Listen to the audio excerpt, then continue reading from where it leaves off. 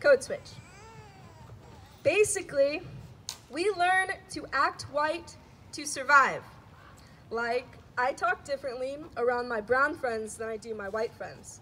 My white friends also talk differently around their brown friends than they do their white friends. The difference is that's a luxury code switch, to be cool.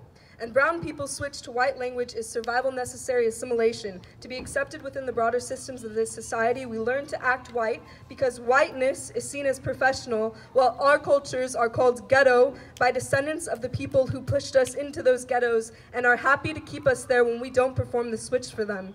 Like grandparents being beat at school for speaking Spanish, growing up teaching their own kids not to speak Spanish at all. Code switch is our existence as it becomes a performance for the colonizers.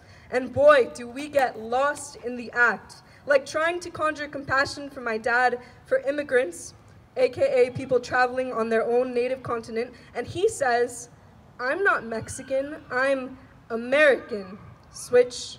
Well, Dad, I'm shook. You code switched so hard, I guess you changed our fucking DNA, and I am mad at him. But what else can he really say?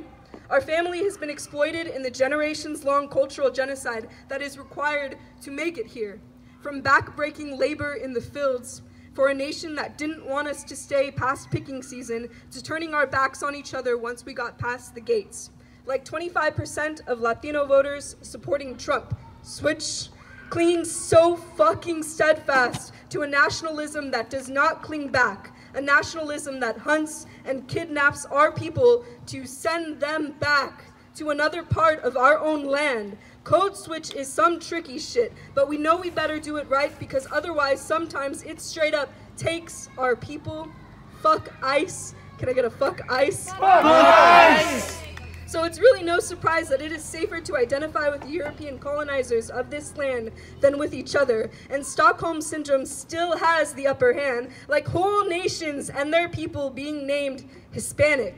Like dog tags of our colonizers still strapped so goddamn tightly around our necks. Fuck being called Hispanic. You know, before the Europeans came to save us, or steal our resources, execute us in mass, and destroy our land, my people had our own rituals and foods and whole towns and leaders that looked like us, and so much other stuff I'll never truly know. And also, LA was Mexico, but code switch being on some tricky shit steals a city, steals a country, and then steals your whole damn culture to sell it back to you.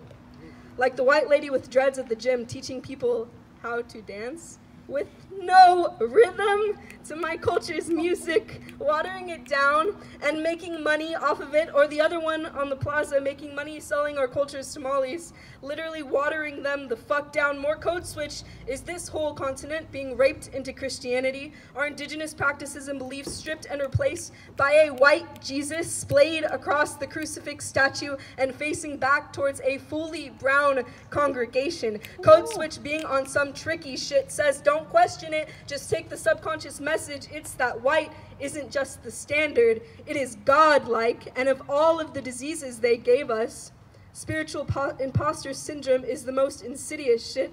Code switch is losing our heritage, and generations later breaking our backs just trying to reach back to grab it, to grasp it. It is being robbed of our native languages by Spanish colonization, and years later being shamed for that colonized tongue by English and British colonization. We cannot switch our costume tongues fast enough for the next hungry audience, and yet we still must insist on speaking.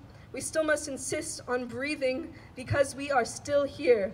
So fuck a code switch for a colonizer audience. Best to trade it in for a mouth weaponized. At least enough to call out the generations of systemic racism that inevitably result from colonialism. Because we are still here. Being ghetto as fuck, for real. Check out the income disparity between the average white household and the average brown household. Basically, it's that on average for every $100 a white family has, a brown one has 17.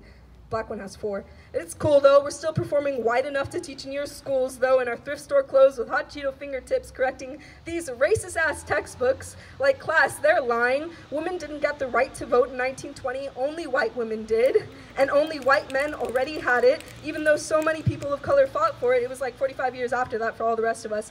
Victors get to write the history.